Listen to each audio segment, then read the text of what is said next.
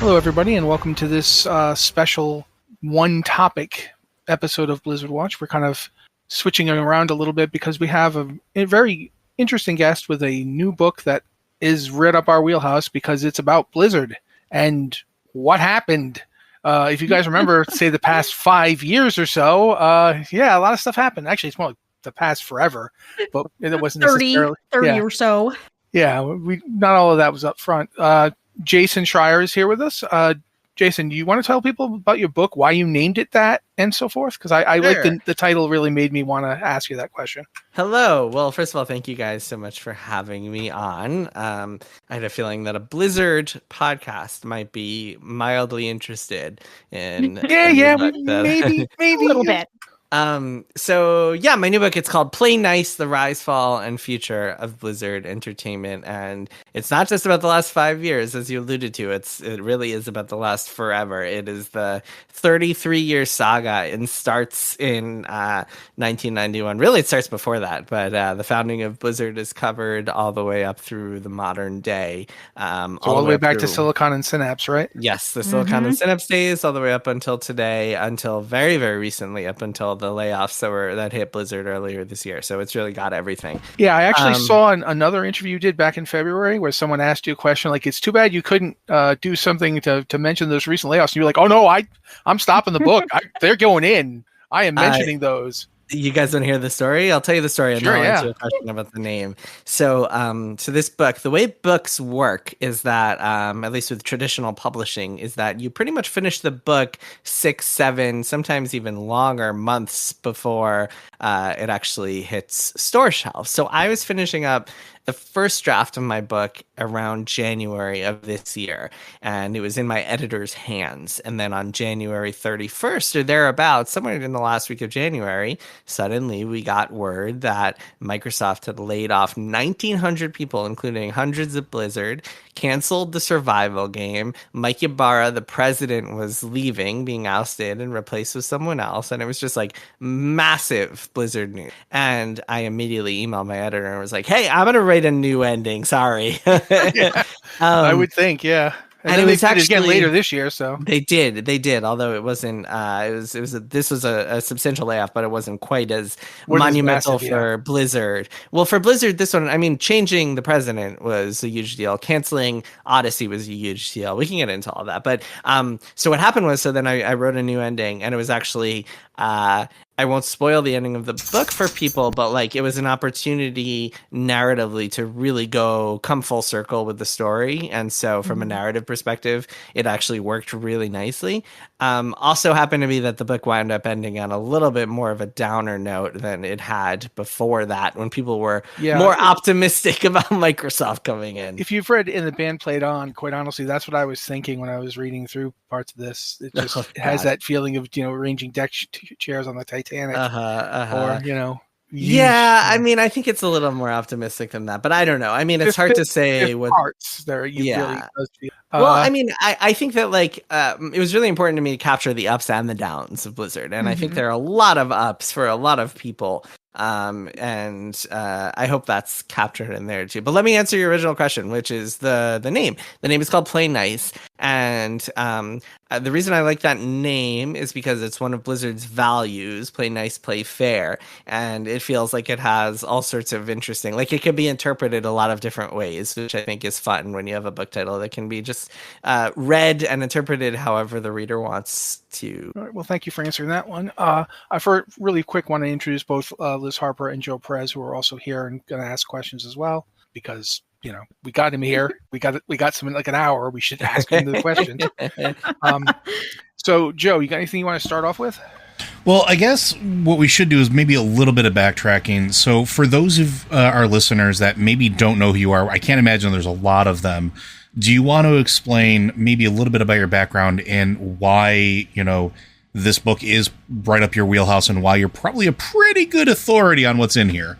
Sure. Yeah. I mean, first and foremost, I think that there are definitely going to be some hardcore fans out there who are like, who is this guy? Does he even know anything about Blizzard? And literally, I just pulled this out of my closet. I have like a stack of CDs here, including Brood War, Warcraft 2, Here's Warcraft 3 Reign of Chaos. This is my favorite one, Norse by Northwest, The Return of the Lost Vikings. So I grew up playing a ton of PC games and especially Blizzard games. I was a little too young for Warcraft 1 to really sink its teeth in me, but Warcraft 2 was my jam, and I would always play in like God mode because I was too young to really be able to like beat the campaign on my own. So I would just enter the cheat codes, and it was nice that they allowed you to just enter cheat codes into the chat to go into God mode or like speed up buildings and stuff. And so I played a bunch of that, and then got really into StarCraft 1 and Diablo 2 came out when I was a teenager. So those were both like more of my like, okay, I actually understand games now. I'm going to sink hundreds of hours into these. And I spent so much time Diablo 2. I spent so much time playing custom maps in StarCraft 1. I don't know if you guys ever played those or remember those. Oh, yes. Oh man, I didn't, but my wife did. So there was this one style of map where like it would be like it wasn't like a battle royale. It was like a massing units type of game where you would pick. It would be themed after something. So it would be like The Simpsons or like South Park or something crazy. And it would be like, you can be Bart or Marge or Maggie. And then each of them would correspond to a specific unit. So if you were like Homer, you would be, I don't know, Marines or something. And then if you were Maggie, you might be Zerglings. And then when you started, you would just mass these units automatically and you would just have to beat the other players. And it was just so stupid and fun. And I was like 12 years old just playing the hell out of these games. Anyway, I'm digressing a little bit. My professional background is I've been reporting on the video game industry for about 15 years now. And somehow finding time to like get hooked on StarCraft 2 along the way and make it to Diamond League along the way. I used to work for Kotaku for a very long time, which is where I think a lot of people got to know my work. And I've been at Bloomberg News for the last 4 years. And I've also written a couple other books about the video game industry. This is my third book, is Play Nice. And of course, I don't think I mentioned before, but it comes out on October 8th. So very, very soon. And people can pre-order it. There's a physical version, a digital version, and an audiobook version. Just gotta fit all that in here. Who's reading the audiobook? The audiobook is by Ray Chase, who is the voice of Noctis in Final Fantasy 15. Yeah, nice. He's great. I think he does a couple of Blizzard's voices too. I think he does an orc in WoW. I don't know which one off the top of my head, but he definitely does a couple of Blizzard voices. He's also Cyclops, which I know Matt is probably keen on. Yeah, I was aware of Cyclops. Nice. So safe to say, for those of you that are listening at home, he's one of us, right? Jason's grown up in not only the heyday of Blizzard, but his professional career has sort of been right there reporting and seeing all the same things that we've seen over the years. Now, looking at this book is, first of all, I absolutely enjoyed it, like immensely. It is a lot of insight that I didn't expect to be crammed in here for such a small, relatively small paperback compared to some of the other things that I've seen recently. Not to say that there's not a lot of pages. There's, over 300 pages of good stuff here. But you accumulated a lot of this from firsthand accounts from people that lived through this from the inside and the outside. What was that experience like for you gathering that data, especially being somebody who's close to the subject matter, right? Like, this is safe to say this at least played some part in your formative years and obviously part of your professional career as well. So for me, the reporting is the best part. I get to call people up who worked for this company that's really interesting and just ask them questions about their experiences there. And that to me is like the best part of my job, is getting to do that, getting to ask people who know things questions about the things they know. It's just so much fun. Some of those conversations were hard because obviously, as we all know now, some people had more negative experiences of Blizzard. But the reporting process in general, I mean, I think a lot of people had pretty fond memories of the place. Even some of the people who had negative experiences still spoke fondly of Blizzard in some ways as well.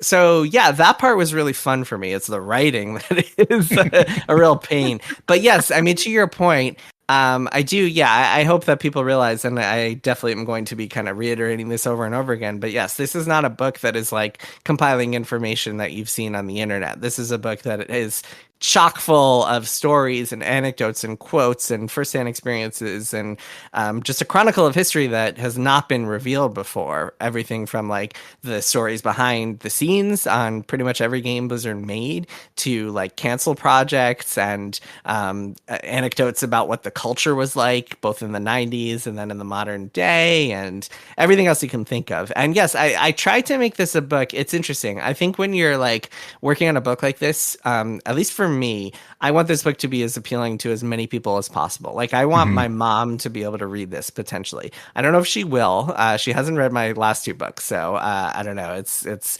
hopefully this one she gets into. But like I want this to be a book that is it has enough of like an interesting business story that you can really sink your teeth into it, even if you're not a hardcore Blizzard fan. I think you probably have to have like a cursory knowledge of the video game industry to get into it, but I want this to be appealing to everybody. And so as I was researching, I tried to really condense the story into what matters for the story. And it's not, I mean, like you said, it's over 300 pages. It's not condensed by any means. But what I tried to do, and I think we accomplished this pretty well, and I say we because my editor played a humongous role in this. What I tried to do was only keep what is super interesting, keep the story moving as quickly as possible, make it as propulsive as possible, make it so once you start reading, you can't stop. And one of my favorite reactions from people has been like, oh, I picked it up just to kind of check it out or like skim a few pages, and then I wound up reading the whole thing in a night. And I'm like, yes, that is my goal. I want you to be hooked by the story. And so I think that I tried to find a balance between details that I know that hardcore Blizzard fans are going to glom onto and love, and the storytelling that I think you kind of need for a book like this for it to be interesting and compelling throughout. Yeah, and not to like blow smoke anywhere or anything like that, but I definitely got that vibe. Please blow smoke. Blow all the smoke. I'll take it. But this is one of those things where I've read the book twice now since receiving it, and it was like you said. That first reaction was once I started. I wound up realizing that I had an hour to go to bed before I had to get up for work in the morning because I just and the fact is like a bunch of this stuff is stuff that like maybe I've heard through the grapevine or the background, but you laid it out in such a way that it takes you on that journey.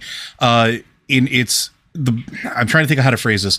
My first initial reaction to it was like, it was a more relatable Silicon Valley, right? Like this is all stuff that's like, okay, this makes sense. I can see this. I can understand this. Oh, okay. This is really interesting. And it does do a good job of drawing you into it. And I think one of the more fascinating bits about it is, and I think you accomplish this, and it's not just for people that are hardcore like Blizzard fans or hardcore WoW fans or whatever the case is.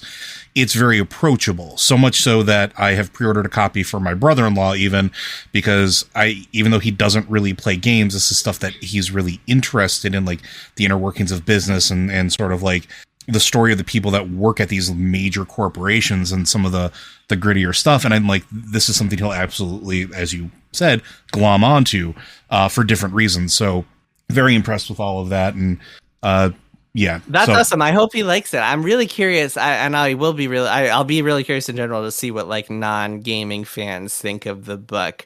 And we're actually, I've sent it out to a bunch of kind of mainstream outlets. And I'm expecting some reviews from more mainstream places and business focused places. And I'm just really curious to see what they make of it. Because I don't know what to expect. A lot of people who have read early copies are more video game fans. So yeah, I'm curious to hear if your brother likes it. Brother or brother-in-law? Brother-in-law. But yeah, brother-in-law. I will absolutely report to you what his thoughts are because I'm also really curious about it. So, but I'm gonna stop talking and let Liz poke at you a little bit here.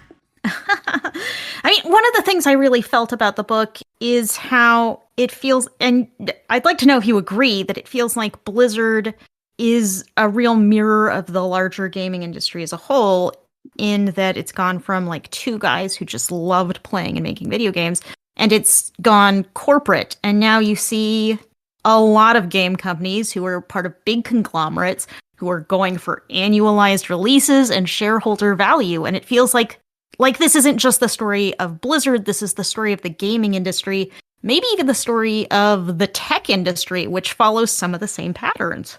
Liz, I'm glad you picked up on that because that was literally like my initial pitch for this book was like, this isn't just the story of Blizzard. It is the story of corporate America and the video game industry and what happens when like art and business collide. And that's one of the reasons I wanted to do this story. So I mentioned before that I'm a big Blizzard fan, and that is true. And I grew up playing their games and loved them. But like that to me isn't enough to start doing a book. For me to spend 3 years of my life and God knows how many hours on something, it needs to be a compelling story, and it needs to say something that isn't just about the company involved.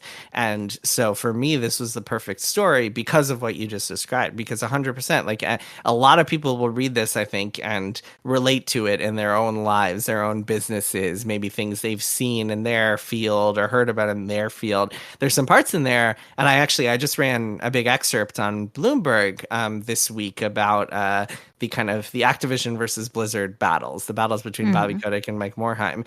And a lot of people, I saw a common reaction was like reading some stuff about how when Activision Bobby essentially forced Mike to hire a CFO, a chief financial officer, and he brought in. I was actually going to ask you about him. Yeah, we can talk about him in a sec, but like him bringing in these finance people who are like most concerned about numbers and spreadsheets and like hitting their targets and like asking the developers why they can't sell heroes in Overwatch and sell maps in Overwatch or push players of Hearthstone to buy more card packs and so on and so forth. That is something that is so relatable to anybody who has had like a McKinsey come in or like the finance people like take a larger role in operations. It's just something that so many people have had to deal with, and that is one of the main reasons I wanted to tell this story. Yeah, since you brought it up, I do want to jump in with this, and then Liz can go with more of her question. But I believe his name is Zerza. Armin Zerza. Zimmer? Yeah. Armin Zerza, yeah. When he comes in, you have a story in here about how he is comparing this to like when he had to get soup shipped. So he just made another factory so they could just make more soup. And he seems to do this with a straight, like he at no point. Sorry, it's not soup, it's soap. Yes, that's my bad because he worked for Procter and Gamble. Although they do make food sometimes, I don't know. But yeah, like this is a guy he's talking about his decades of experience with Crest, Huggies, and Ivory soap, and thinking it's 1-to-1 for a company that makes games. And it just struck me as like how people who were like the old guard at Blizzard, at least some of them must have like felt icy cold panic hit them as he's comparing making a game to shipping soap across the world. It is pretty wild. I think Armin Zerza is someone who hasn't really been mentioned much in Blizzard's history, but played a pivotal role in Blizzard's history. And I think the average Blizzard fan should know a little bit more about him, which I think they will after reading this book. Yeah, a lot of it comes from Bobby Kotick. And Bobby Kotick, there's a lot of history of Activision and Bobby in the book. And one of his kind of business philosophies was hiring people who come from a CPG background, a consumer products goods background. And that's because he saw those guys as being capable of making the trains run on time, of shipping things, shipping products. And that's really, I mean, fundamentally, so much of the story comes down to like Bobby Kotick viewing games as products and commodities, and Blizzard people viewing games as something more than that, something a little bit more special. I won't say art necessarily, but at the very least entertainment, and something that should be fun and enjoyable for people. So his whole philosophy was like, I want to bring in these guys, these businessmen from Procter and Gamble, from, I don't know, Nike and Nestle and stuff. And if you look at the history of Activision executives, a lot of those people are from consumer product goods companies. And that is a philosophy of just like, we're going to hit our deadlines every single time, and we're just going to ship things, and we know how to make things move. And that's what Armin Zerza came in with, and that's what he knew. And it was kind of like, it was just dropping this completely unfamiliar guy. Like, he had no idea. I think he tried to learn. He did spend some time. Like, I was talking to some folks who told me that he like tried to play WoW and like started a character and like tried to get into it, because he wasn't like a stupid guy. He wasn't like someone who came in and was just like, I don't know, throwing grenades without at least trying to understand what he was the company he was working for. But he just couldn't get it because he wasn't a gamer. And there's a lot to be said. It's interesting. Blizzard, when it first started out, their mantra was, we only hire gamers. And this came from the founder, Alan Adham, and president for the first few years. He was like, we're only going to hire people who play games, no matter what. Even our receptionist is going to be a gamer. And that philosophy served them well for a while, but it also created the atmosphere where like everyone kind of looked the same and fit into the same demographic. Because like if you're only hiring hardcore gamers, you're probably not going to hire a lot of women in the 90s who are maybe they're into games, but not the same types of games, or more likely they're not into games at all at that point.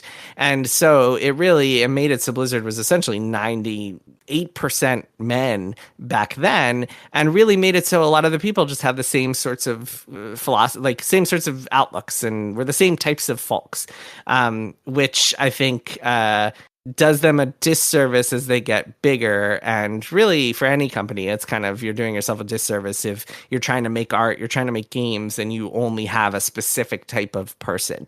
So there is an argument to be made that like hiring only gamers isn't a great idea, or at least hiring only hardcore gamers isn't a great idea. I think maybe you open it up to people who maybe aren't into World of Warcraft, but maybe play Candy Crush all the time, maybe play The Sims all the time, and you kind of broaden your demographic that way.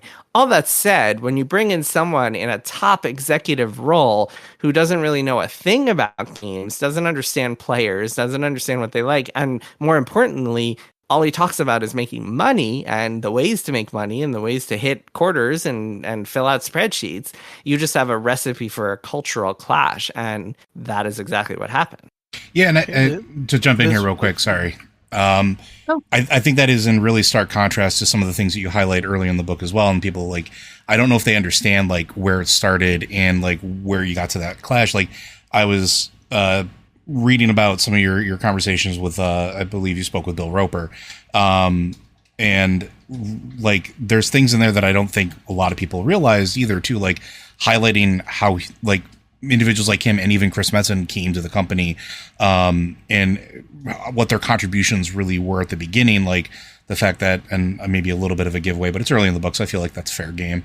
The fact that like Bill Roper like freelanced or freestyled most of like the story that wound up getting crammed into Orcs versus Humans that shipped with the manual, right? Like I knew that from talking with Bill years ago, but it's not really highlighted anywhere. So seeing it actually in print is fantastic, because it's one of those things like, no, Metzen created this world and everything. It's like, no, like a lot of people like got in here and started it, and then how they got to the company and how they wanted to and how they bought into that original idea of, you know, we want to make games, we want to have fun, to then that like you said, that culture shock of, you know, Bobby Kotick coming in and bringing in that like hard business, like I'll just say it, the slimy CEO like suit of armor to the party, and just seeing how things like shifted almost like, I don't want to say immediately, but there was definitely a palpable switch.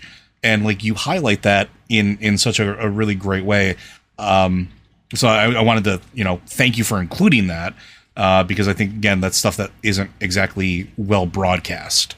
There are a lot of fun anecdotes from back in the day. Stu Rose, one of the first artists who worked on Warcraft, it was so like slapdash at the time. Mm-hmm. It was like 10 of them total, that he was tasked with coming up with names. And so he would sit there and be like, oh, I got it, Goldshire. And that's how all these iconic names came from. I don't think this is in the book, but there's, oh God, what's his name? King Lane is like the first Warcraft king in the Warcraft, canon. Lane Wren, and that comes from them taking the name of the president, Alan Adham, and just kind of rearranging it to make Lane. Mm-hmm. Liz, you were going for one issue you get to ask. Yeah, you know, I really like how you introduced Bobby Kotick in this, which is the quote in the book is, he came out of the womb ready to generate revenue for shareholders. And it's accurate. It's so accurate. I hit this book up with a highlighter, and and it just feels like No, go.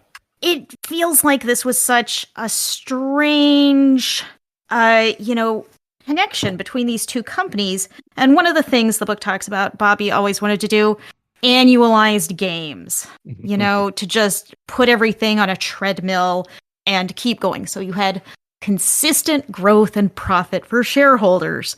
And we know, all of us, I think, here know that Blizzard was always trying to produce Warcraft expansions faster and always failed. Just consistently, very consistently. But the past few years, it feels like they've really gotten on that treadmill. You aren't having yearly expansions, but you have, the past couple of years, they've put out roadmaps that are like, okay, here's an expansion, then here's a patch, here's a patch, here's a patch, here's an expansion, here's, And I'm wondering, we're right after Kodak's departure here, has Blizzard finally gotten on that treadmill, that sort of consistent content production? Has Blizzard right now turned into what Kodak wanted all along? Can I just say, this might sound a little bit corny, but like the person who deserves and should get the most credit for WoW's recent content cadence upgrade, let's say speeding up, is Holly Longdale, who's now the executive producer and really like took charge of this kind of speeding up the update cadence. And I believe it was like it went from like every 12 weeks to every 8 weeks or something like that, something where it's like really coming out quickly. The updates, even expansions are still we don't know if about 2 years. Yeah, well, no, expansions are every 2 years. I don't know if that's going to speed up with after War Within, now that they've announced 3 in a row. But Holly was in charge of like this cadence speed up, which Holly also happens to be the first female like leader of a video game team ever in Blizzard's history. So that's so. You were talking about hiring more diverse teams and how sticking in your demographic, and it's frankly kind of terrifying that Holly, which came along pretty recently, was the first female game director. And also happens to be the first one who actually got them to this point where they're making things quickly. And like, so it's like, hey, maybe Blizzard should have considered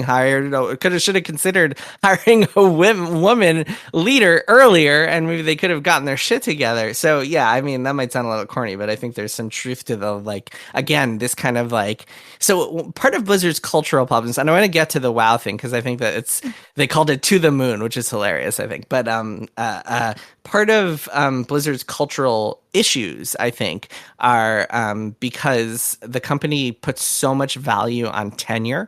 And if you look at the history of Blizzard, a lot of the people who were in the top roles, they were people who had been at Blizzard for 15, 20 years. It was kind of like if you were at Blizzard and you'd only been there for 5 years, you were considered like a newbie, like you were considered like you just started.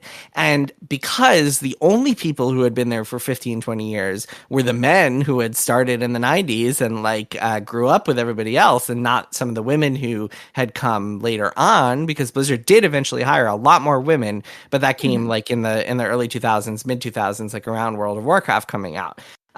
So none of those women had the tenure that the men did. And so of course they struggled to get into leadership roles, not to mention the fact that like it's this, you create this climate where this culture where if all the men or all the people in the decision-making positions are men, then of course it's difficult for women to advance. So that is a big problem. And I think that hurt the company in many ways. And I think that Blizzard's tendency to kind of give a lot of slack and put up with people who had been there for 20, 25, 30 years, I think caused some problems as well. On the WoW thing, yes, speeding up expansions, it's so interesting. That was like really not only a goal of Blizzard's, it was the biggest tension point between Blizzard and Activision. And so Blizzard would always say, like, we want to do this. J. Allen Brack, who is EP of WoW for a while, he came out and he had this, I set the scene in the book where he like calls all the leads into to a meeting at a steakhouse and they're eating and he's like, we are going to go to the moon. And like he calls this plan to the moon to get expansions out every year. Never works, of course, but they tried it. The reason it was a tension point with Activision is because Activision people would come over and they would say, Blizzard, you guys keep saying you're going to do this, but you're failing to do it. Why aren't you doing it? Why aren't you hiring hundreds more people to make this possible the way we do with Call of Duty? Why aren't you turning this into a machine, a factory, the way we do with Call of Duty? And Blizzard people are like, well, no, we don't want to do that. It doesn't work for us. It doesn't work for our culture to just throw bodies at the problem, and we don't think it works that well anyway. and on the two companies battled. But like, yeah, it's funny because I think a lot of people associate Bobby Kotick with like cost cutting and think that he was responsible for like telling everyone to tighten their belts. And to some extent he was, but his solution to dev woes was to hire more developers. He wanted them to cut like customer service and cinematics. He didn't understand why Blizzard needed its own customer service team and its own cinematics team. And he wanted to cut like he would be thrilled if there was no BlizzCon. Stuff like that is what he wanted to cut.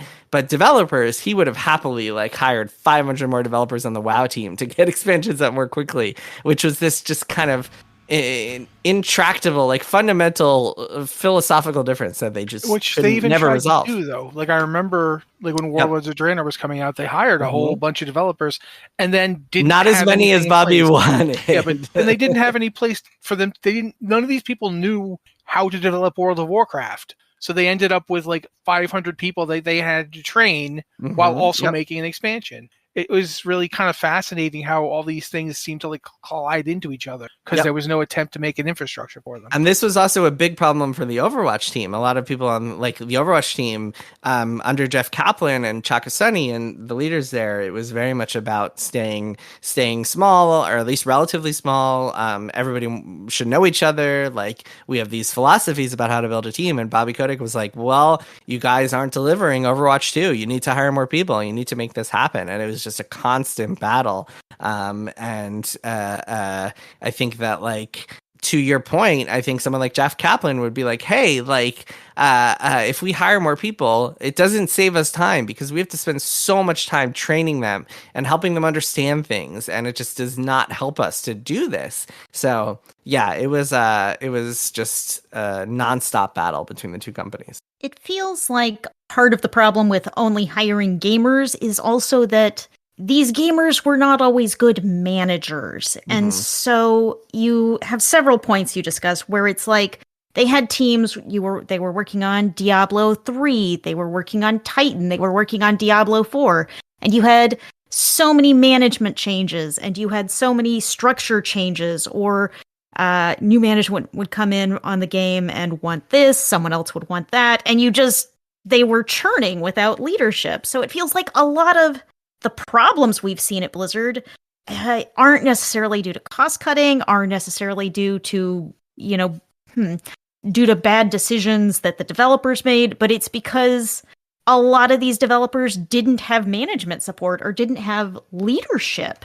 And I wonder if that's, It's interesting. The Peter principle is this classic problem where like you're a really good artist, so you get promoted into management, and then you're the art director, and it's like you might not be a good director or manager, but suddenly you become art director, and it's like that's the career advancement path, right?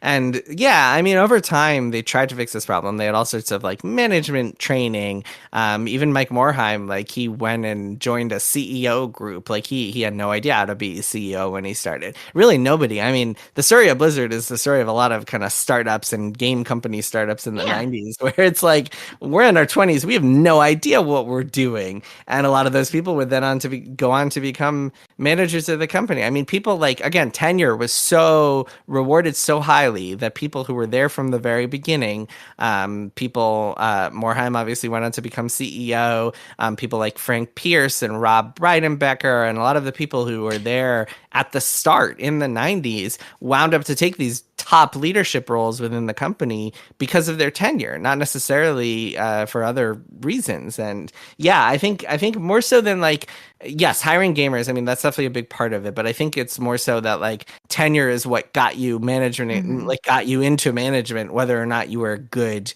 manager. I think that spoke a lot to some of the problems that were there. And there's a great quote, I mean, to again allude to some of the cultural issues that they had, which as the book gets into are more complicated than the lawsuit from California. It kind of spelled out, and that lawsuit had a lot of inaccuracies and issues. But one of the bigger issues was that like there's a quote from a woman who told me Mike Morhaime is the sweetest person on earth. This is me paraphrasing. Mike Morhaime is the sweetest person on earth, but for like reasons that are very complicated, he's surrounded by bros. And that really that quote really stood out to me and struck me, because Mike Morhaime This is a guy, he was CEO for Blizzard for a long time, until 2018. From like 1998, he became president up until 2018. So 20 years running the place. And he was beloved. Like, I have never heard of a CEO who, like, people say kinder things about, especially in the gaming world. Like, everybody hates their boss. Everybody hates their CEO. Not Mike Morhaime. He was worshipped. Men, women, everybody worshipped him. A few exceptions here and there, but for the most part, people worshipped him. But he valued loyalty, and he valued people who were there for a long time. He valued tenure. And I think that caused him some problems, because it wound up leading to a culture where there were some people in management ranks who maybe shouldn't have been. And again, I think that's just because they were there for so long that they just kind of fell into place. Like, if you happen to, it's really insane to think about, if you happen to have a friend of a friend who worked at Blizzard in 1994, or like, there's one detail I include in the book where 4 different people in the early days got their job at Blizzard because they all worked at the same Kinkos and kept recommending each other one after another. But so think about this. If you were in Blizzard in 1995 because you happened to work at Kinkos with someone who also worked at Blizzard, and then you just stuck around, and maybe you were good at your job, maybe you were okay at your job, it doesn't really matter whether you were an artist or producer, designer, whatever.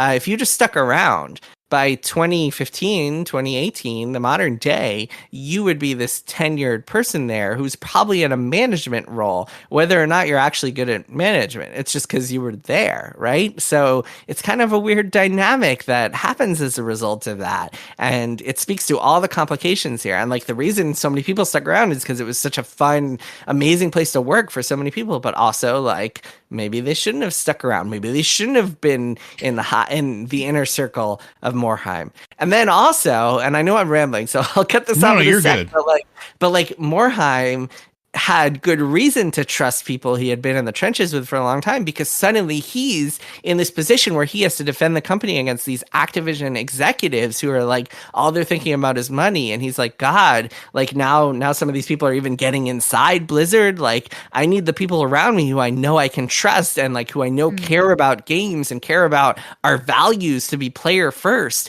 which, for all of the faults of like some of those guys who I think did had some misbehavior, especially surrounding women in the management suite. One thing you could absolutely not say is that they didn't care about players, because they were all very much like, we are player first. This is Blizzard.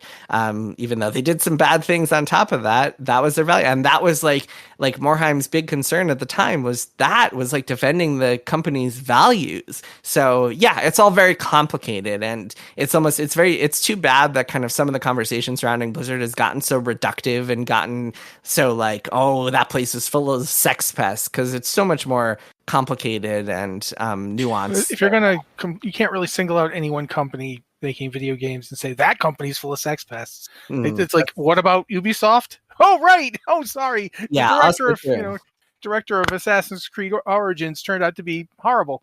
I wanted to read something that you wrote because I think it really kind of speaks to a question I wanted to ask. Was in contrast, Kotick believed in games with what he called the potential to be exploited every year across every platform. And the floors of his company were littered with the corpses of franchises that had been sucked completely dry.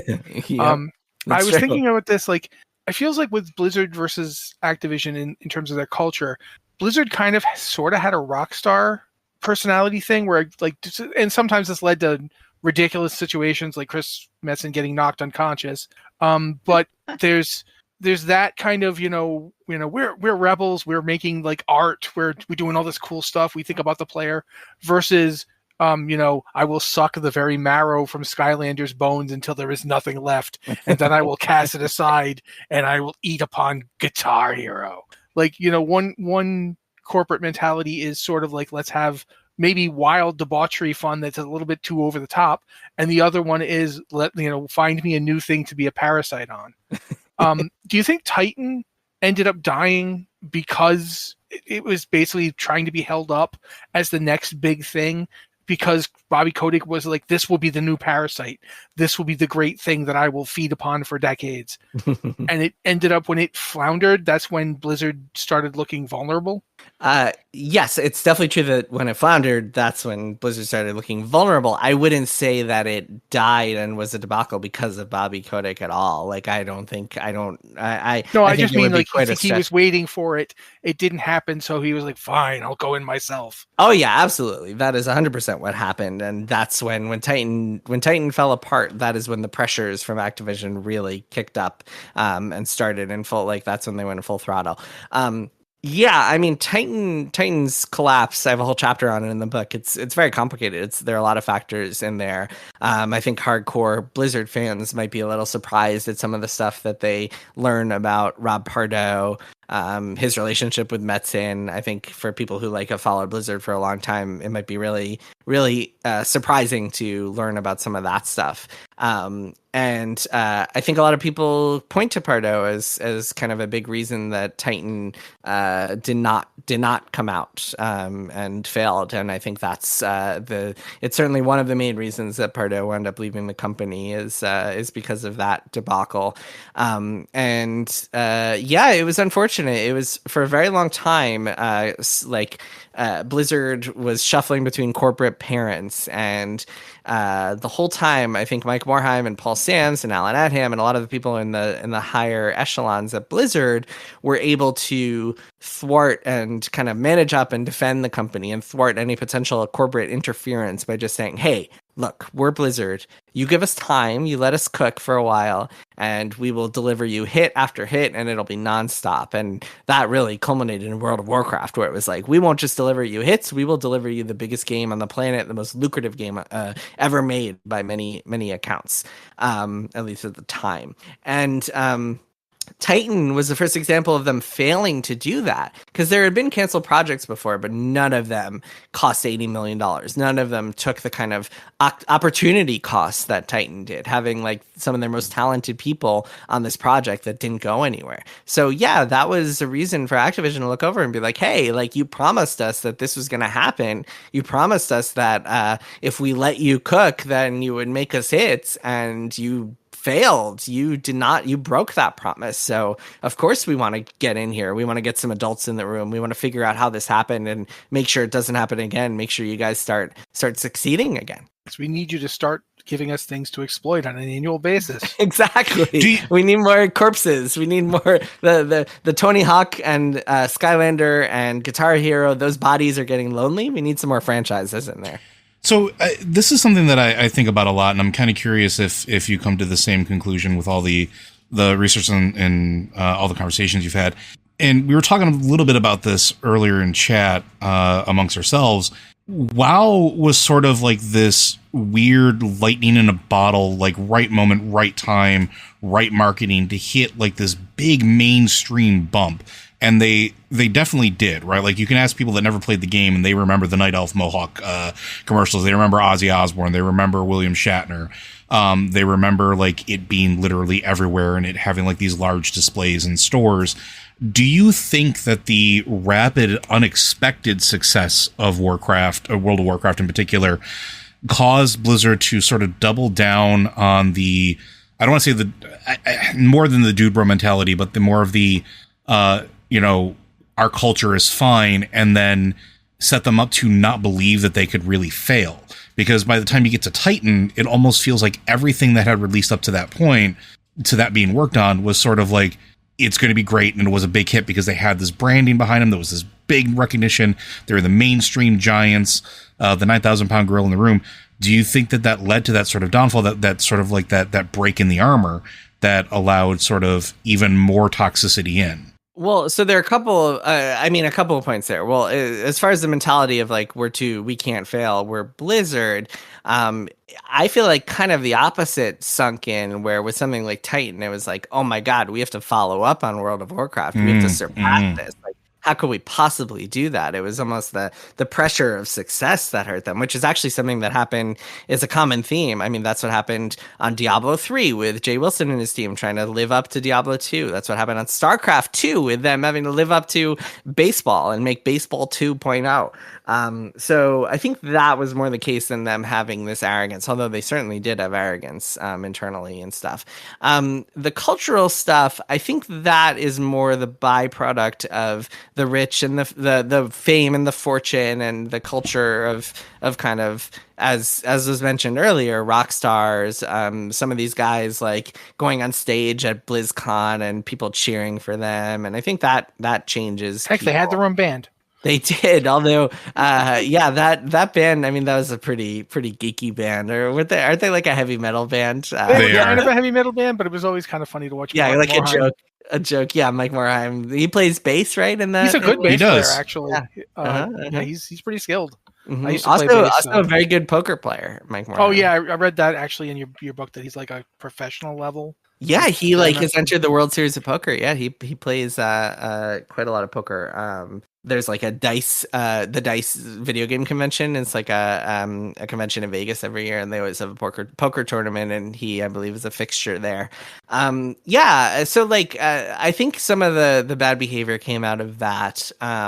I also think what I found in my research, talking to a lot of women, is that like a lot of women said, yeah, there were some shitty things about working here, but I don't think and there were also like a fair number of women who said, yeah, I was sexually harassed by this and this, like this and this happened to me, and it really sucked. But I didn't get the sense from talking to a lot of women that this was like the kind of, again, den of iniquity, like the sex pest dungeon that like it has been kind of characterized as because of the lawsuit and because of just kind of hyperbolic social media and stuff like that.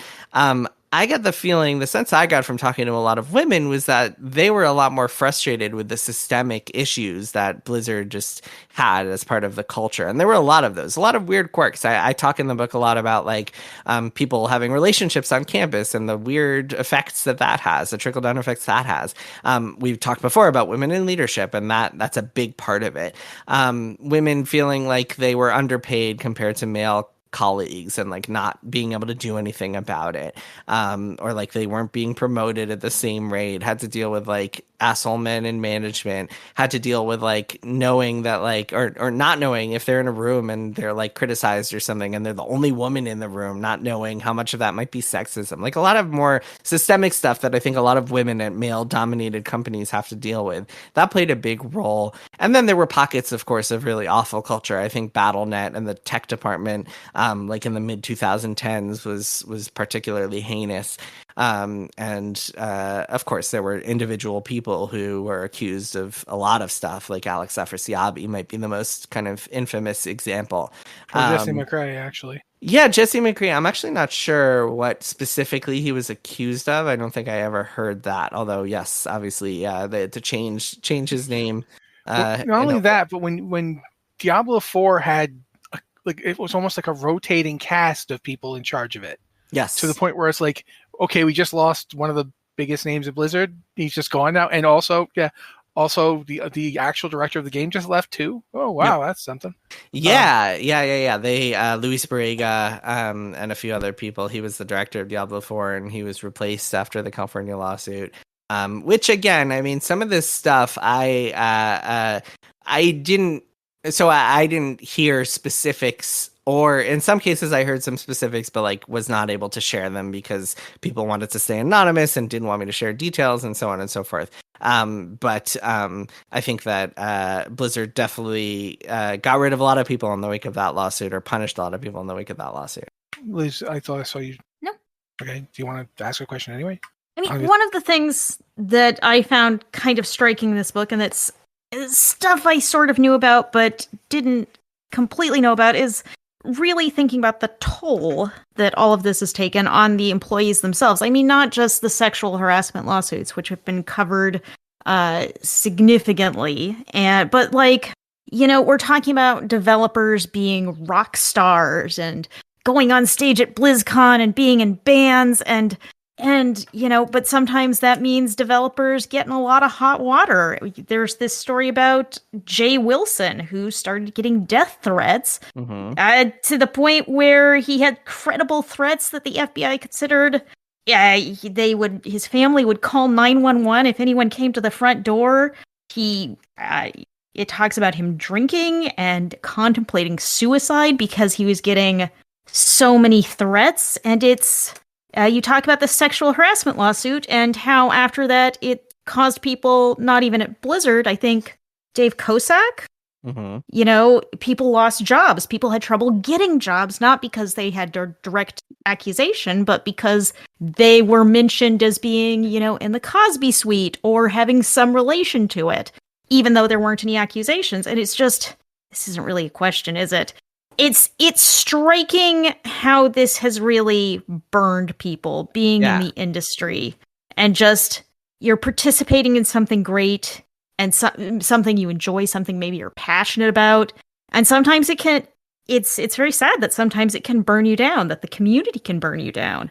Yeah, it's too bad. I mean, the kind of a couple of different things there. I think that the toll of like working on a game like Diablo 3 and spending that many years on it only to have the internet hate you took a lot on Jay Wilson. And I think to this day, I still see him brought up on the Diablo Reddit or like on Reddits in general, just like people just kind of insulting him or bringing up his name. And I empathize with that guy. The Cosby Suite thing, that's a whole nother story, because that was kind of the outcome of poor reporting and the California lawsuit getting something completely wrong, which is essentially that this suite where a bunch of people kind of took pictures in front of this big frame picture of Bill Cosby. This kind of suite existed in 2013, and a year later, in 2014, the allegations about Bill Cosby were widely resurfaced. In the past, there had been allegations, but nobody really knew about them or remembered them, or like it was not public knowledge until Hannibal Buress, the comedian, did this stand-up routine, and that kind of set off this wave of like new allegations and him being put on trial and so on and so forth. And the misreporting of that and making it seem like it was really this suite dedicated to the sex pest, because it was all sex pests in this, and they were all they didn't set the suite up. It was just they had a picture of Cosby there. They didn't put the picture of Cosby. So they brought the picture of Cosby, but the reason is because like at some event a couple years earlier, the carpet at the hotel room had looked like a Bill Cosby sweater, and so it seemed like a big inside joke. But like thinking about this for even a few seconds, it kind of unravels, because these pictures, first of all, who in the right mind after the Bill Cosby allegations would like take pictures of themselves smiling in front of this framed picture? Second of all, who would put it on Facebook? Because that's where these pictures were found, is on Facebook. And you look at the timestamp, and they're from 2013. And of course, none of this came out and was widely known until a year later. And it was just poor reporting, both by the California lawsuit and also websites. And by the way, in a lawsuit, something that I don't think a lot of people realize is that you can write anything in a lawsuit complaint. It doesn't have to be true. It doesn't have to be factual. You can write anything in there. Anyway, that had some severe negative repercussions on people. Two people that I mentioned in the book got fired from their post-Blizzard jobs at other companies, for nothing except being pictured in there, like being mentioned in the article in a way that misconstrued what actually happened. And it was an example of poor reporting, I would say, having a real negative impact on people's lives. That said, of course, the actual culture and sexual harassment by people like Alex Afrasiabbi, who I think conflated in all this, is the fact that he was the guy who kind of ran the suite. It was his suite in the first place, and he was the guy who has been named by the most women as someone who was sexually harassing people. The most allegations surround him, for sure. The fact that it was him, and the fact that women had to deal with that as part of their professional lives, is just as devastating. So it's not like these men are the only victims here. It's just an unfortunate situation for a lot of people. Also, there's the bottled milk incident. I wanted to actually talk to you about something you wrote about a different company once, because I think it resonates in kind of a contrast to what we have at Blizzard. You wrote about a couple of really excellent articles about BioWare, by the way. One of them is Kotaku, and I think the other one might be at Forbes or Bloomberg. I'm not sure remember where the other one is, but you wrote about Anthem and the idea of the BioWare magic and how Inquisition, they basically scraped through the process of making Inquisition, had to almost completely trash it and redo it again, but just kept invoking the BioWare magic over and over again. We won't fail because we're BioWare, as opposed to what you talked about with Blizzard, where it's almost like Blizzard kept going, oh God, we have to do WoW again. How do we beat WoW? Can we beat WoW with the space MMO? No. And then they managed to pull Overwatch kind of out of the wreckage of Titan, like some art assets and so forth. But that it's like a contrasting mentality. Like one group seems to think they're bulletproof. And I've seen people argue that, I think you might have argued it, that the failure of Anthem was actually good for Blizzard, for BioWare, because it meant they could rebuild. And nobody would be trying to make them make another live service shooter, which wasn't something they were good at. Do you think that there's anything like that in the story of Blizzard here?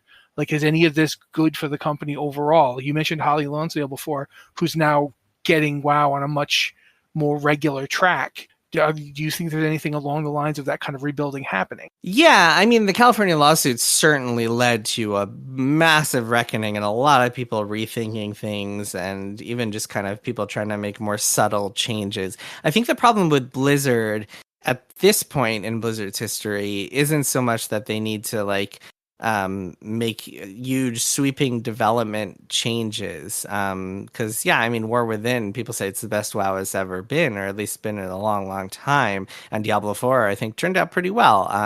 I know some people weren't happy with the end game, but obviously they're sticking with the game, the developers are sticking with it, and I think vibes are overall good for that game. I think the bigger problem for Blizzard at this point is more of like corporate parent uncertainty, which has kind of been the theme throughout all of Blizzard's history. Yeah, going back to Vivendi. Yeah, right. Going back to even way before that, to Sendint, where their parent company was being investigated by the SEC, which is an amazing story that's captured in the book as well. And I think right now, Microsoft and Xbox is such a huge question mark, and people really have no idea what they're doing or what they're thinking at any time. And so I think that it's like that's the big question mark at this point. I think a lot of people would feel a lot better if they knew what Xbox's plan for them was at this point. That said, I've heard a lot of good things, a lot of good vibes around Johanna Faries, the new president over there. I think people are generally okay with her, at least for now. In a way they were not with Mike Ybarra. Mike Ybarra did not have a ton of fans there. And so do you think any part of that was the fact that he came in as co-president, and then his co-president was almost immediately gone? Yeah, I'm sure that's a factor. I think it was more that he just kept putting his foot in his mouth in meeting after meeting. Like he had one infamous meeting where he essentially implied that like QA and customer service were not like a career path and people should get other jobs. I heard, yeah. Wow, yeah, I remember that. Yeah, that's definitely an Activision kind of mindset. Even though he came over from Xbox, right? He came over from Xbox. Yeah, he was at Xbox for a long time, and I think the fact that you could read between the lines on Xbox taking over and immediately firing him.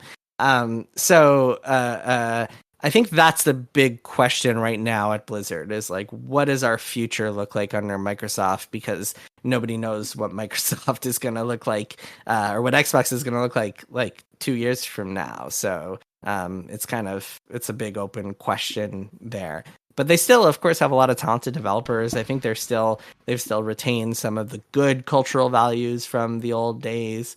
So I don't think they have quite the same issues that BioWare does, although BioWare has kind of a do or die moment coming up, and we'll see what happens with Dragon Age. Yeah. Joe? Yeah, oh no, Liz going good. Kind of the big question we're all left with at the end of this book is Microsoft going to change things?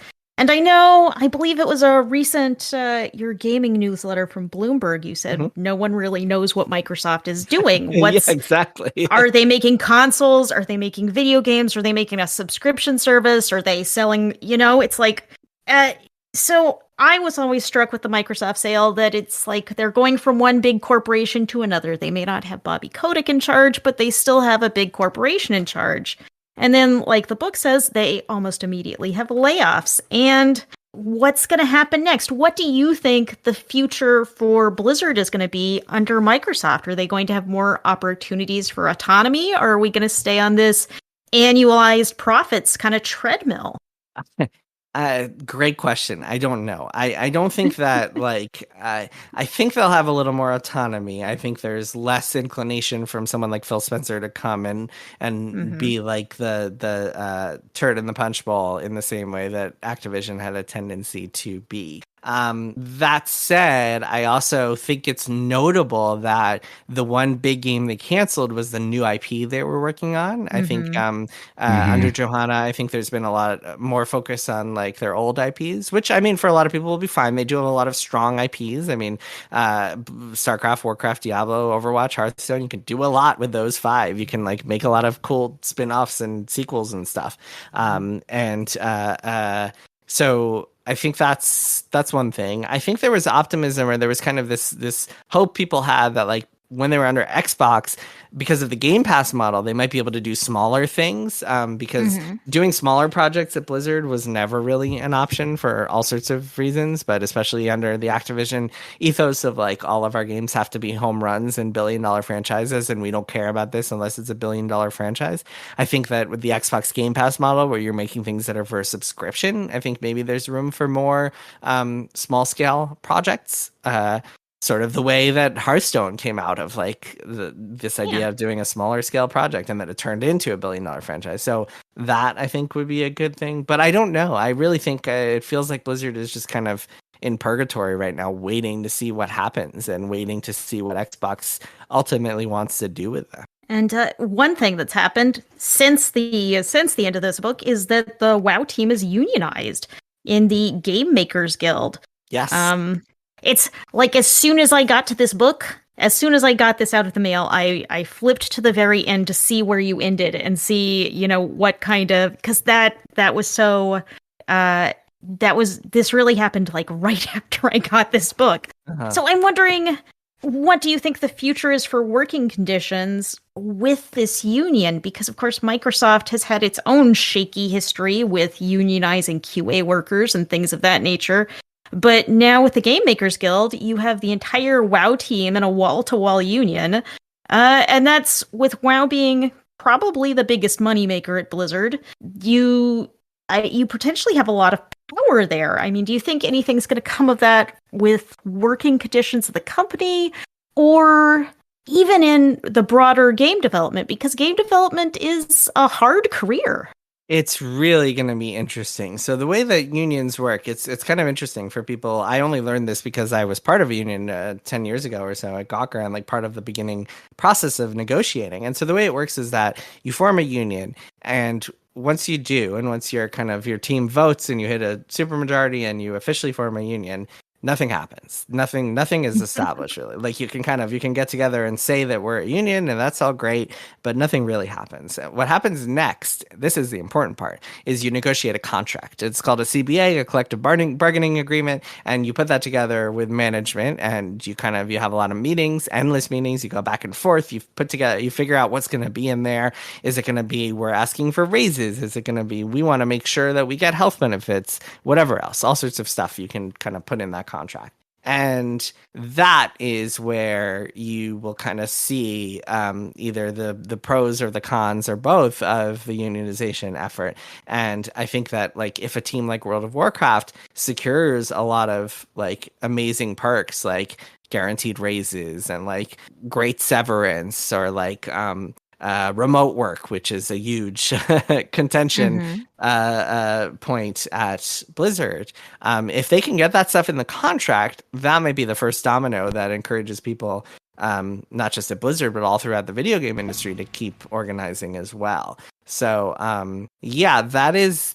I think I'm very curious to see what happens there, and I think it might still be a bit before we actually see what that contract looks like. But that I think will be indicative of like the power of these unions and the effectiveness of these. I actually wanted to ask you, what's the one thing you discovered while researching this book that you absolutely didn't expect and just took you like, what? This is real? Like, because there's a lot of moments in this book when you're reading it. I put my hand to my head a few times. Where it was like, they did that happened. So I wanted to know, for you, when you were researching it, did you ever get that? There are so many. Some of them are more salacious. The discovering that there's a scene of swinger parties at Blizzard, or that was kind of a what the fuck moment for me. But there were a couple others. I mean, I think the hotel ban story was up there. One of the more like, oh my God, I can't believe this happened stories. And that started by someone being like, oh, have you heard this story? Oh, I shouldn't tell you. And then I have to keep asking around to try to finally get it out of people. And then once I did, and once I told people that I knew about it, the details started flowing and it was wild. And I won't tell the whole thing here because I'll leave people to read it. But short version is Blizzard people were very drunk and got banned from a hotel while at a gaming convention. I have more. One of the things. Okay, good, thank God. Yeah, one of the things I really wonder about Blizzard now that it's become such a huge corporate thing, and it's really tried to hang on to that gamer first culture, but it's struggled and it has to deal with shareholders and what kind of profits things are making. I'm wondering, and it's had so much trouble, incubating new games and IPs and launching smaller games. I'm wondering, is the future here actually in some of the smaller developers that we've seen spring out of former Blizzard talent? Like, we've got things like Second Dinner and Frost Giant, who are ex-Blizzard folks who have moved on to make their own games, and they're making things that are certainly not going for the, well, not exactly $1 billion franchise like a huge blockbuster game. I mean, I wonder what you think about this. It feels like right now there's a proliferation of smaller developers that are really the ones making interesting things, where I'm obviously a fan of Blizzard. I play World of Warcraft. I play Diablo. I enjoy their games a lot, but you don't get a lot that's new. You get a lot of, yeah, it's new for Warcraft. It's fun, but it seems like it's these little spin-offs where you're getting different things from smaller developers. Do you think that that it's possible we're gonna go back to that sense at Blizzard where we could get something new, could get something unexpected, or has this become just the domain of smaller game companies that can be more agile and maybe don't have to live up to as many expectations? I hope so. It'll be very interesting to see what comes of Dreamhaven, Mike Morhaim's new company. Mm-hmm. They're actually about to announce their first game in October. And I think it'll be interesting to see. I think that scope-wise certainly can't be compared to Blizzard stuff, but I still am very curious about it. Yeah, I think that like within Blizzard, so one important thing to note here that I haven't mentioned yet is that now that they're part of Microsoft, you mentioned shareholders. I think when they were when Activision Blizzard was an independent company trading on the stock market, everything Blizzard did had an impact on their share price. Blizzard delayed Diablo, delayed Overwatch, that spooked the street, that made investors sell, and that sent share prices down. Whereas as part of Microsoft, I mean, this is a $2 trillion company. Like Blizzard is a very, very small part of that. So if they delay a game, it is not impacting Microsoft's stock price. And so that gives them more freedom, because that means they can take more experiments, in theory at least, and do smaller projects. That said, we're currently in this weird climate where, like, I mean, what I just said might have been more true a year ago, because now we're in this place where Xbox has been all about trying to cut costs and generate more profits this year, because as a result of buying Activision Blizzard and spending $69 billion on this company, Xbox is facing a lot more pressure from its higher ups at Microsoft to generate profits. So it's kind of, there's some twisted irony in this whole thing that like Blizzard has finally escaped Activision C-suite, but now they're under a Microsoft that is suddenly facing the same sorts of pressures because that Microsoft bought them. It's all just it makes your head hurt if you think about it too much. But yeah, I don't know. I mean, in theory, it feels like this is the chance for them to do smaller projects and succeed with them. But then again, I mean, I think even among the developers, like even putting shareholder pressures aside, I think developers at Blizzard have just been kind of trained to think about Blizzard games as like epic. I think that's one of their core values is like we make epic games. And even Hearthstone almost got canceled several times, not just because of Activision, because of Blizzard's skepticism, like internally at Blizzard. So I think it takes some retraining even among the dev teams, or would take some retraining if they wanted to make smaller games, because they're just not accustomed to that. And we've seen a lot of their games suffer from scope creep, like Titan. Certainly, it just got bigger and bigger and bigger, and then it was impossible. Even, I'm certainly struck after reading this book by how much I would have enjoyed playing Jeff Kaplan's version of Overwatch, his dream for this repeatable PvE experience. And sometimes you read this stuff and it's like, well, I would have loved to play that, and now I never will. Yeah, it's a bummer. The whole Overwatch 2 saga is a bummer, and I think a lot of people have wondered, why did this game come out and get called Overwatch 2? And I think the book has some answers to those questions and explanations about exactly what happened there. Because Overwatch 2, I don't think anyone was really happy with the way that everything turned out there. Yeah, not even Blizzard. That wasn't what they wanted to do or planned to do, and that's just kind of how the cards fell.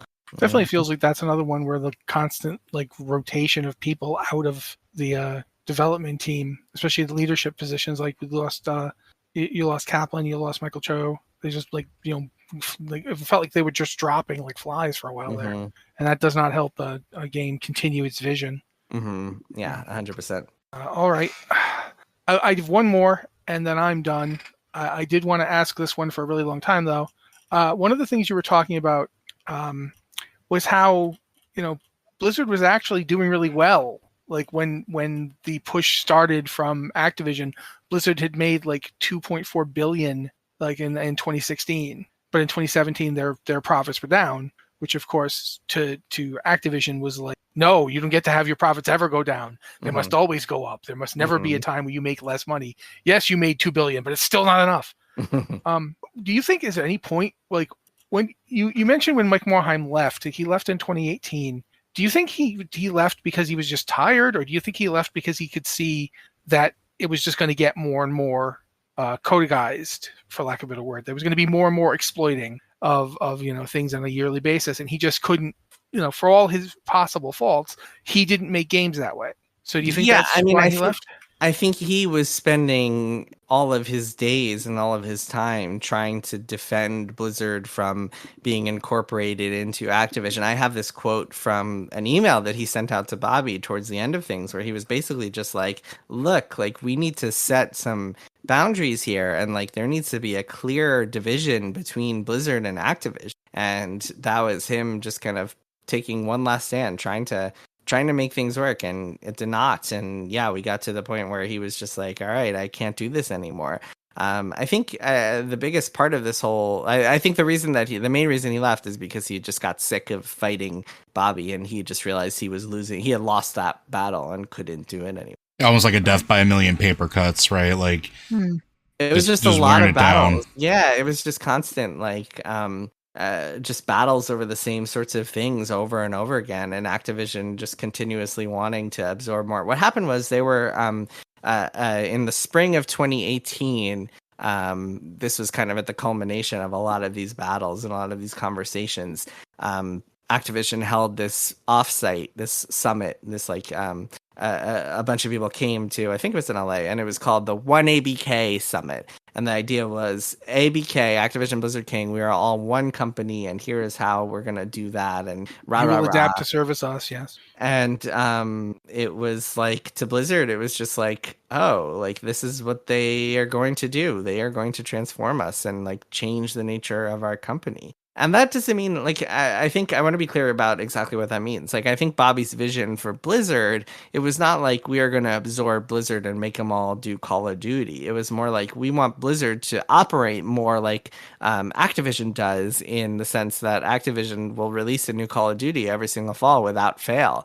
And we want Blizzard to have that same sort of discipline and rigor and predictability. And so didn't you mentioned that he loves predictability? That's his big thing. Wall Street predictability. Yeah, I was gonna say, like, that's just like a CEO executive thing in general, right? Like, the more predictable you can make something, the easier it is for you to, for lack of a better term, sell. So it makes perfect sense that that's what he'd be going for. This is, I mean, predictability. That's why he wanted to merge with Blizzard in the first place. Like, that's why he decided to give up control of his company at the time in 2007 to Vivendi in order to make this happen, is because World of Warcraft is the most predictable thing that you could possibly get. It's like, here you have a game where people are paying every single month to play it, and at the time sub numbers were just going up, but even if they stayed flat, like, you have this predictable revenue every single month that is just unlike anything else.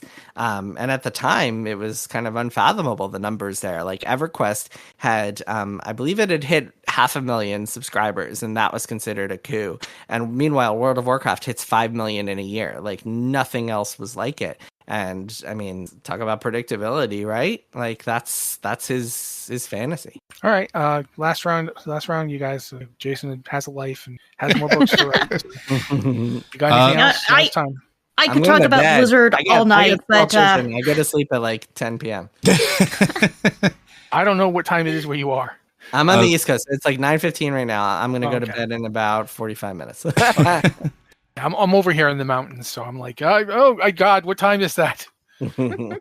Okay, so thank you, Jason. Really, seriously, thank you very much for being here and for talking about your book. I feel like we could talk about it for another hour. There is a lot in this book, and we don't want to talk about too much of it because we want you to read it. But I think when you read it, you'll just start to see these. I mean, the story about Metzen getting knocked unconscious, I'm still, like, every so often I come back to it. I'm like, oh my God, I can't believe this actually happened. They thought this was okay to just wrestle really hard in the office. So yeah, it was the frat house. It was yeah, that's a really good. So thank you for being here. You mentioned the book's name, but you didn't mention your other two books, and I think we should give you people a chance to look them up and figure out, if they want to buy them. So why don't you talk about those two books really fast, and then, of course, you can, just give people an idea of what the titles are and what the subjects. Sure. So my first book is called Blood, Sweat, and Pixels. It's kind of a chronicle of game development stories that all trying to answer the question, why is it so hard to make video games? And then my book after that is called Press Reset. It's about the volatility in the video game industry, and it tells a bunch of stories about game studios shutting down and layoffs and what that looks like. And then my third book is coming out October 8th, of course. It's called Play Nice, The Rise, Fall, and Future of Blizzard Entertainment. And I personally think it's my best one yet. I have enjoyed writing it, and I think it'll really resonate with people. So I'm very excited about the launch, and I hope people like it. I think if they have even the remotest interest in the video game industry as a whole, or Blizzard as a specific company, they will. I'll go even a step further. I think if you just are interested in what happens at a business of that level, the story is just well worth your time. Oh, yeah. Thank you, guys. I appreciate it. And I do genuinely think it's a page turner. You pick it up and you don't want to put it down because there's something new and sometimes terrible on every page. Sometimes terrible, sometimes actually pretty cool. Like some of the stuff about how, yeah.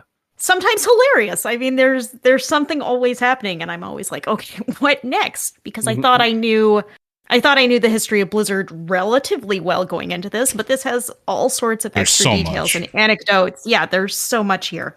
I'm very glad to hear that. I'm glad you guys enjoyed it. Okay, well, again, thank you, Jason. Thank you to Liz and Joe, of course, for also being here.